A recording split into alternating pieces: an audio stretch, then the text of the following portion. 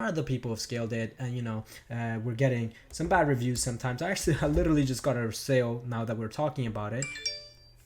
That's the PayPal notification, and then we should get the Shopify notification in just a second. There you go. All right, anyway. Hey, what's up guys? My name is Rensago. I post videos regarding dropshipping, e-commerce, and Facebook ads, everything to do about that topic I discuss. So in this video, we're going to discuss whether you should delete your Facebook ad comments and whether it affects your Facebook ad performance. So let's just jump right into it. Now, from personal experience, deleting comments does not affect your ad performance. How do I know this? Well, I've ran multiple stores across in the last 7 months, and I've been deleting comments a lot, right?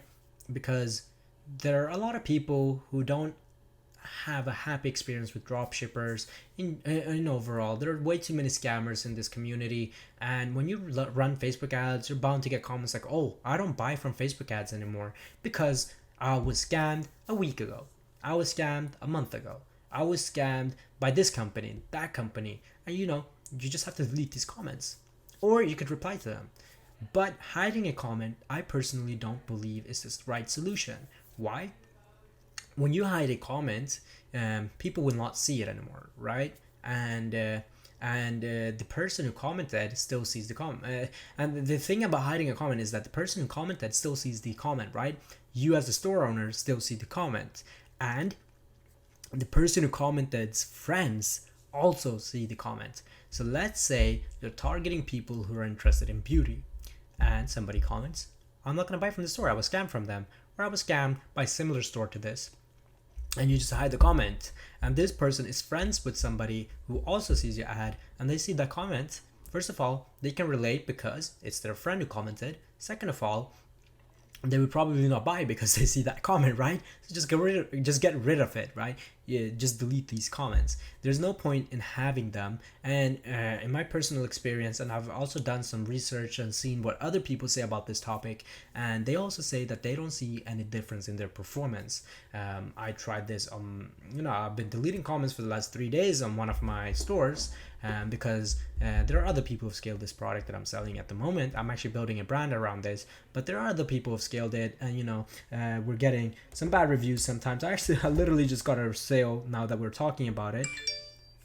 That's the PayPal notification, and then we should get the Shopify notification in just a second. There you go.